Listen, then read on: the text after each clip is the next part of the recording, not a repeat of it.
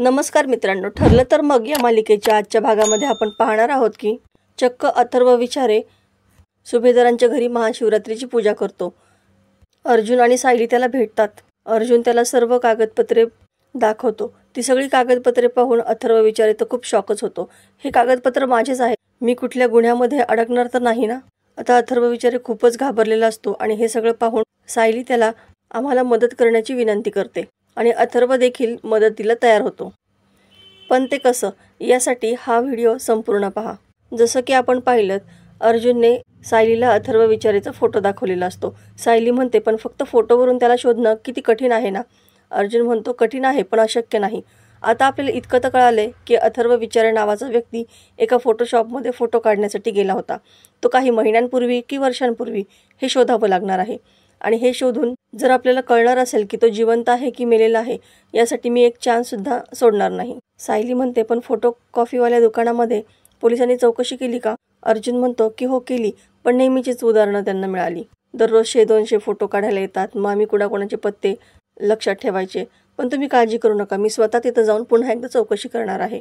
सायली म्हणते अशी कुठली तरी एखादी गोष्ट असेलच की ज्याचा आपल्याला त्या अथर्व विचारेला शोधायला मदत होईल। हा अथर्व विचारे जगातील कुठल्या तरी कोपऱ्यामध्ये नक्की अस्तित्वात असेल आणि तो आपल्याला सापडेल। सायली मनातच महादेवाला प्रार्थना करते की देवा, माझ्या मधुभाऊंनी खूप हाल सहन केलेत। जर हा अथर्व विचारे सापडला नाही ना, तर साक्षी खोटं बोलते हे कोर्टामध्ये कधीच सिद्ध होणार नाही आणि मधुभाऊंची सुद्धा कधीच सुटका होणार नाही। असं होऊ नको देऊ देवा, आता तूच दाखवून दे की वाईटावर चांगुलपणा नेहमीच विजयी ठरतो। आता दोघे मिळून पुन्हा कागदपत्र चेक करू लागतात। आता इकडे तन्वी अश्विनच्या ऑफिसला येते आणि त्याला जाळ्यात ओढण्याचा पुरेपूर प्लॅन करून आलेली असते। ती रडतच म्हणते की कोणीच माझं मन समजून घेत नाही रे अश्विन, बाकीच्यांचं सोड, पण माझी आई सुद्धा माझ्या बाजूने नाही। तू पाहिलं लग्नामध्ये काय केलं तिने? अश्विन म्हणतो की हो, सर्व माहिती आहे मला आणि मी तुला नक्कीच समजून घेऊ शकतो। मला माहिती आहे की तू दादामुळे खूप हर्ट झाली आहे आणि त्याच्यामुळे तुझा राग तुला अनावर होतोय। यात तुझा खरंच काहीच दोष नाहीये। तन्वी नाटकीच म्हणते की तूच फक्त मला समजून घेऊ शकतो, माझ्या मनातली खळबळ फक्त तुलाच कळते। मी नीट वागण्याचा खूप प्रयत्न करते, पण कोणाची मला साथच मिळत नाहीये। अश्विन म्हणतो अगं मी आहे ना, मी साथच देतोय तुला, आणि तो तन्वीला हसवतो। दोघेही फ्रेंडशिप करतात आणि आज आपल्या या फ्रेंडशिपच्या मुहूर्तावरती तो आमच्या घरी महाशिवरात्रीच्या पूजेला ये, असं अश्विन म्हणतो। पण तन्वी म्हणते की नको रे, सारखं सारखं आलं तर सगळ्यांनाच ऑकवर्ड होईल। अश्विन म्हणतो ते काही नाही, खूप माणसं येणार आहेत, पूर्ण आजींनी खूप मोठी पूजा ठेवली आहे आणि तुमच्या घरच्यांना सुद्धा आमंत्रण मिळालंच असेल ना, पण माझी मैत्रीण म्हणून तुला मी खास आमंत्रण देतोय, तू आज यायचंच आहेस। तन्वीच्या मनासारखंच होतं। ती म्हणते की तू इतका आग्रह करतोयस तर मी नक्की येईल। आता इकडे पूजेची सगळी तयारी झालेली असते। गुरुजी देखील आलेले असतात आणि जोडप्याने पूजा करायला बसा असं म्हणतात। तेव्हा कल्पना म्हणते की मी एकटी पूजेला बसली तर चालेल का, कारण हे मुंबईला मीटिंगसाठी गेले आहेत आणि ते काही संध्याकाळपर्यंत येणार नाही आहेत। गुरुजी म्हणतात की असं कसं, ही पूजा जोडप्यानेच करावी लागेल। ठीक आहे, तुमच्या घरामध्ये नवीन जोडपं आहेच की, त्यांना बसवा पूजेला, असं म्हटल्यानंतर सायली आणि अर्जुनला मनातून खूपच आनंद होतो। गुरुजी म्हणतात की मला तर वाटलं होतं की आजची पूजा तेच करतील। या अर्जुन सुभेदार, तुमच्या पत्नीसोबत तुम्ही पूजेला बसा। अर्जुन म्हणतो की येस, व्हाय नॉट, माझी बायको तर खूप मनापासून पूजा करते, तिला खूप आवडतं पूजा करायला। पूर्ण आजी रागातच उठते आणि जर हे पूजेला बसणार असतील तर मी इथं थांबणार नाही, असं म्हणून ती रागातच तिथून निघून जाते। तिच्या पाठोपाठ कल्पना सुद्धा निघून जाते। अर्जुन देखील तिच्या मागे जायला लागतो, पण सायली म्हणते की आता तुम्ही कुठे आतमध्ये जाताय, उगाच घरामध्ये पूजा आहे, वाद नको। अर्जुन म्हणतो आणि आजच्या दिवशी पूर्णाजी चिडायला सुद्धा नको, मी तर म्हणतो तुम्हीही चला, आपण दोघेही बोलू त्यांच्याशी। ते दोघेही तिथून पूर्णाजीकडे जायला निघतात। इकडे पूर्णाजी म्हणते की कल्पना, ताबडतोब प्रतापला बोलवून घे। कल्पना म्हणते की पूर्णाई, ते आता शक्य नाहीये, मीटिंग खूप महत्त्वाची आहे, ते येऊ शकणार नाहीत। पूर्णाजी म्हणते म्हणून काय अर्जुनला आणि त्याच्या बायकोला पूजेला बसू द्यायचं? अर्जुन म्हणतो की का नाही, आम्ही काय या घरातले मेंबर नाहीत का? सायली म्हणते की गुरुजी म्हणालेत की नवीन जोडप्याने पूजेला बसायला हवं, मग आम्हाला बसू देत ना। कल्पना म्हणते की तू मध्ये बोलू नकोस, अर्जुनचं ऐकून तुला घरामध्ये राहायला दिलंस ना, हेच नशीब समज। पूर्णाजी म्हणते घरातील माणसं कुटुंबाचा भाग असतातच असं नाही, आणि ही पूजा कुटुंबातील जोडप्याने करायची असते। आता काही केल्या पूर्णाजी ऐकत नाही। अर्जुन तिला समजवण्याचा प्रयत्न करतो, पण त्याचा काहीच उपयोग होत नाही। आता इकडे गुरुजी घाई करत असतात, नवीन जोडपं येणार आहे की नाही, आणि आज तर पूर्णाजींनी असं पूजेतून उठून जायला पाहिजे नव्हतं। घरातील मोठ्या मंडळींनीच असा पूजेचा अपमान करावा अशी यांच्याकडून अजिबात अपेक्षा नव्हती। काय करायचंय, येणार आहे की नाही कोणी पूजेला बसायला, कारण मला बाकीच्या ठिकाणी सुद्धा पूजा सांगायला जायचं आहे, नाहीतर मी पूजा न सांगताच इथून निघून जातो. अश्विन म्हणतो की प्लीज गुरुजी, थोडाच वेळ थांबा, ते येतील, मी त्यांना बोलवून आणतो. असं म्हणून तो पूर्ण आजीकडे येतो. तो पूर्ण आजीला सांगतो की गुरुजी खूपच चिडले आहेत आणि ते असं म्हणतायत की कोणी पूजेला बसणार नसेल तर मी निघून जातो. पूजा सुरू होताना सगळ्यांनी निघून जायला नको होतं असंही म्हणतायत. अर्जुन म्हणतो पूर्ण आजी तू चल बाहेर, आम्ही पूजेला बसतो. कल्पना देखील पूर्ण आजीला समजवते की आजच्या दिवशी वाद नको, पूजा निर्विघ्न पार पडायला हवी. आता सर्वजण पुन्हा हॉलमध्ये येतात. गुरुजी म्हणतात की काय ठरलंय तुमचं, पूजा करायची आहे ना, कारण माझा खोळंबा होतोय. अर्जुन म्हणतो की हो, आम्ही बसतो पूजेला, तुम्ही पूजा सुरू करा. आणि दोघेही पूजा करतात. पूजा संपन्न होते.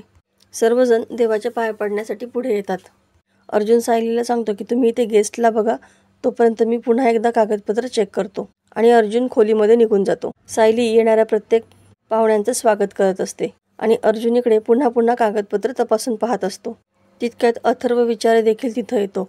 सायली त्याला पाहून आश्चर्यचकितच होते. अथर्व येऊन देवाची पूजा देखील करतो. पूर्ण आजींशी देखील बोलतो. सायली त्याच्याकडे फक्त पाहतच राहते. हा अथर्व विचारे म्हणजे जिवंत आहे. तिला खूपच धक्का बसलेला असतो. आता इकडे रविराज म्हणतो की एकदा सांगितलेलं कळत नाही का, मी काही सुभेदारांच्या घरी येणार नाही. एकदा नाही तर दोनदा फसवणूक केली त्यांनी माझी. प्रतिमा म्हणते की ती माणसं वाईट नाही, आत्ताची परिस्थिती वाईट आहे, पण ती सुद्धा बदलेल ना. तन्वी मनातच म्हणते आणि मी जर सुभेदारांकडे गेले नाही तर अश्विनला घोळात कशी घेऊ. प्रतिमा पुन्हा रविराजला येण्यासाठी आग्रह करते, मात्र रविराज काही ऐकत नाही. तन्वी म्हणते की बाबा तुम्ही दर सणाला तिथे जाता की नाही, आणि मीच मनामध्ये राग धरला नाहीये तर मग तुम्ही का धरताय. रविराज म्हणतो कारण तुमच्या इतकं मोठं मन नाही माझं. तुला तिथे जायला बंदी घातली होती तरी सुद्धा तू तिथे गेलीस, आता निदान मला तरी आग्रह करू नका. तन्वी म्हणते की ठीक आहे, तुमच्या मनात नसेल तर राहिलं, पण मी तिथे जाऊन येते. प्रतिमा म्हणते की थांब, तुला मागच्या वेळेस फक्त एकदाच चल असं म्हटलं होतं, आता परत तू तिथे यायची गरज नाही, कारण तू तिथे गेलेलं तुझ्या बाबांना आवडणार नाही. तन्वी चिडूनच म्हणते की म्हणजे तुलाही असं वाटतं का की मी सुभेदारांशी नातं तोडावं, म्हणजे तो तुझ्या मांडलेल्या आईला भेटणार पण मी माझ्या आजीला नाही भेटायचं. रविराज म्हणतो की मला न विचारता तू एकदा गेलीच होतीस ना, मग जा, आजही जा. हे बघ, मला तुझ्यावरती कोणतीही बंधनं लादायची नाही आहेत. तुझा चेहरा पाहून त्यांना अपराधी वाटलं ना तरी खूप झालं. आता तन्वी मनातून खूपच आनंदित होते. ती म्हणते की माझा खोटा बाप असंच माझी खरी साथ देत राहिला ना तर माझा प्लॅन लवकरच सक्सेसफुल होईल. इकडे सायली महादेवाला प्रार्थना करते की महादेवा, हा जर तोच माणूस असेल ना तर तुझी खूप खूप कृपा होईल. ती अथर्वशी बोलायला जाते.